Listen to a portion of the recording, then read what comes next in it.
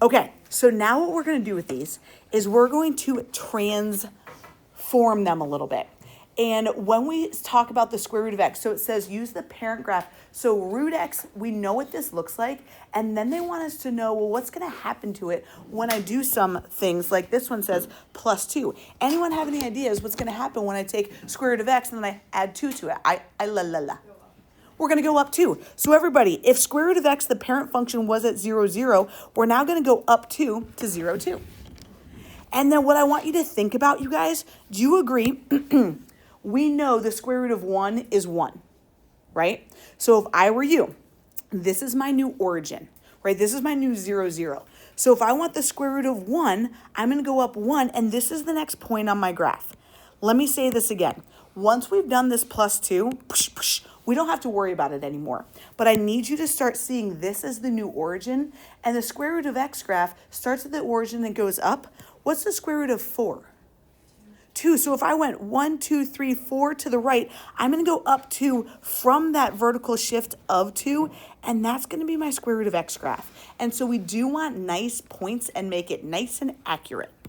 Anyone have any idea what the, oh, wait, could you guys do me a favor? And next to this, let's go right up 2 next to that. So these are kind of our notes. That's letting us know that we're going to go up 2. Let me go ahead and graph this one for you. If I've got the square root of x and still underneath the square root, I've got a minus 4. What do you think it did?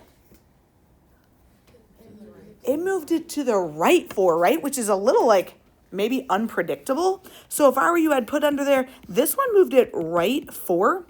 So when it's under the square root or it's in the parentheses, it might go the opposite way that you're thinking it is. So you guys, let's go take that, the starting point, which was 0, 0, and let's go right 1, 2, 3, 4. And that's my new origin. So you guys, that's my new 0, 0. What's the square root of x then? What's the square root of 1? 1. And I'm going to go 1 to the right, 1 up. I don't know what the square root of 2 is. I don't know what the square root of 3 is, but I know that the square root of 4 is 2. And we've graphed it. And we've got our little notes on here that said outside the square root took it up. Inside the square root went opposite. What do you think if we've got both of them? You're saying left 3 because it's opposite. Agreed. And then down 1. So you guys, it's taking our square root graph. We're going to go left 3, and then we're going to go down 1. So I'm going to take that origin, left 3 and down 1. This is my new 0, 0. I don't have to pay attention to anything else. We've used those numbers. Now I just need to graph the square root of x. I know the square root of 1 is 1, so I'm going to go right 1, and I'm going to go up 1. I don't know what the square root of 2 is or 3 is, but I do know the square root of 4, 1, 2, 3, 4 away is going to get me 2. And then do we know what the square root of 9 is? Square root of 4, 5, 6, 7, 8, 9. It's a little off my graph, but it might help us just get another point. Do you have to do that? You don't. But that's giving you what that graph would look like. And you guys, what about this guy? The parent function of this beautiful a would just be an x squared. The parent function for this one is just good old x squared, a good little parabola. Where do you think it's taking it? 2 to the right. So you guys, let's write that. This is right 2. And then what's that minus 3 going to do? Down 3. You guys, do you agree that they graphed that for us? They took that origin and they went right 2 and down 3. And there, when I say origin, I mean vertex. You okay with that? And then if this is my new vertex, what is 1 squared? Right, so if I went right 1, do you see that they just went up 1? What is 2 squared? 4, and they did that right there. Negative 1 squared is still 1. Negative 2 squared is still 4. So how the heck would we know what the parent function is? It's going to be one of the functions with any of these exponents, if you will. A squared, a cube root, an absolute value. So it's what's going on, what's happening to the x? Is it just recognizing the shape of it? Yes. Yeah. That's a great question. Yep.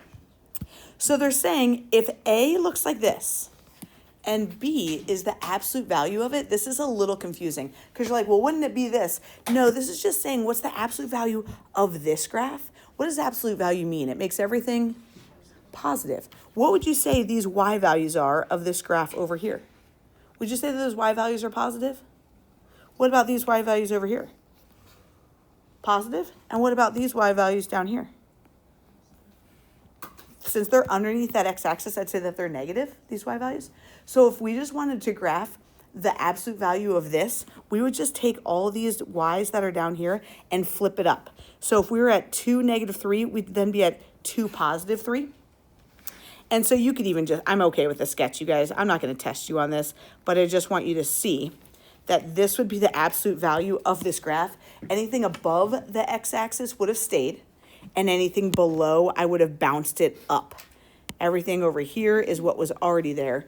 Anything below, I just reflected it over that x-axis. So, and oftentimes, Lily, they're going to tell you what the parent function is. So they're like, hey, here's my original cube root. Then, and they even said, this is the parent graph, cube root of x.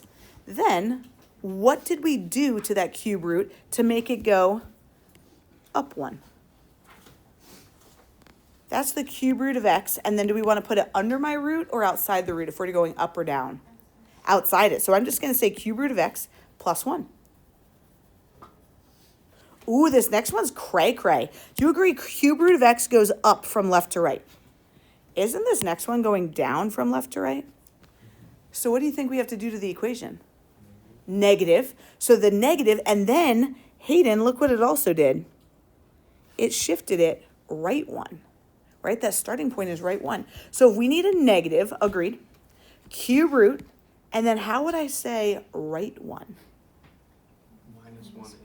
-1 inside the cube root. Very good, you guys. So it would be negative cube root of x minus 1 under the square root.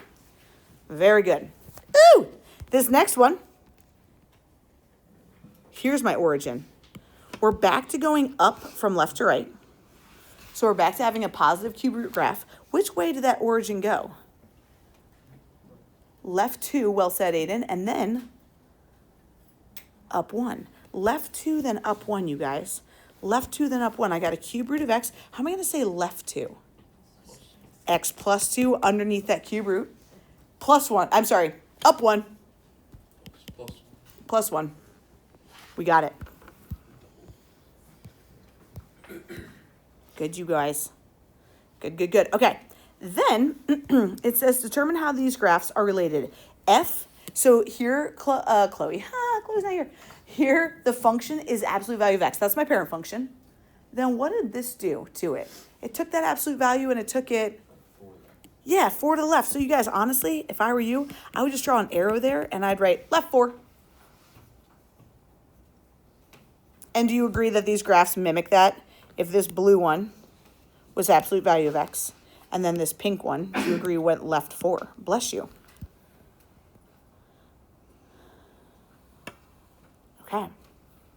Okay, so here we're just going to start using our words. I'm just curious about your descriptors. Here's my x cubed. What the heck did they do? What happened when I had a negative as well as a 3 with that parent function? The negative, yes, Isla? Yes, perfect. So she said it flipped it. How are we going to say it to be really mathy, you guys? We got to say reflected over the x-axis. Reflect over the x-axis. I know that that is wordy, but we got to go with that. Reflected it over the x-axis. And then you just said skinnier. That 3 made it skinnier. Agreed. I just write skinnier. Skinny, skinnier, whatever you want to write. That's perfect. Okay. This original x squared, I'm going to go ahead and graph it for you. X squared, we know, looks like a good old parabola, and the x squared looks like this. Anyone have a prediction what that 0.2 is going to do to it? Say again? I heard widen. Let's go 0.2 x, and I was supposed to put that in parentheses, and now we're going to square that. Does this red one look wider? Perfect. So if I were you, I would literally just draw an arrow to that 0.2 and say it's wider. What do you think is going to make something skinnier versus wider? Because Isla knew pretty quickly that this 3 up here made this skinnier. If that coefficient's bigger than 1, it's going to be skinnier. Agreed. If that coefficient's smaller than 1, it's going to be wider. Well said. Let's just go down. These are all referring to x squared. What's going to happen to this x squared if I've got -5 in the parentheses and then a -2 out? Right 5, she says. and down 2. Guys, I'm here for arrows. I'm here for minimal words. Any ideas about this 3x squared? Here's x squared. What's that 3 going to do? Make it skinnier. Plus 6. Shift it up 6. Exactly. Skinnier. Up 6. This is going to reflect quadrant 3 into quadrant 2. And that just means it took these negative y values and they made it positive. When something's absolute value, so to your point, Lily, you might be like, wait, I feel like there were 2 parent functions here. Well, they told us the parent function's x cubed, and then if it's the absolute value of that, it's just making all of these values positive. Okay, my parent function's still x cubed. What's that 2 going to do? Oh, gotcha. If it was minus 2 in there, it would have. Like if it was like this, girlfriend, x minus 2 cubed, that would have gone right too. You're right.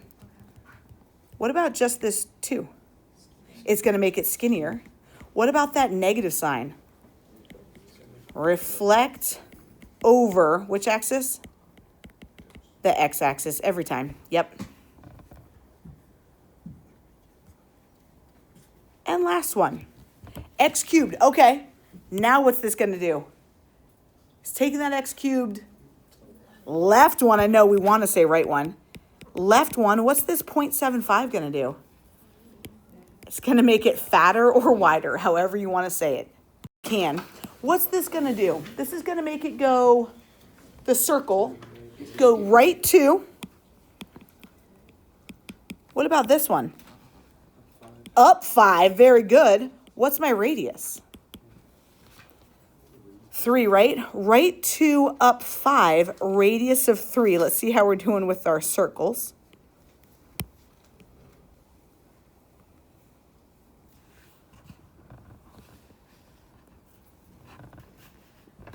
Ooh. Okay, and then this last one.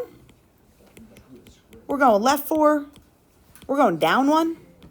And what's that radius? It's just 2. Left 4, down 1, radius of 2. This is just a cute little circle. Boo.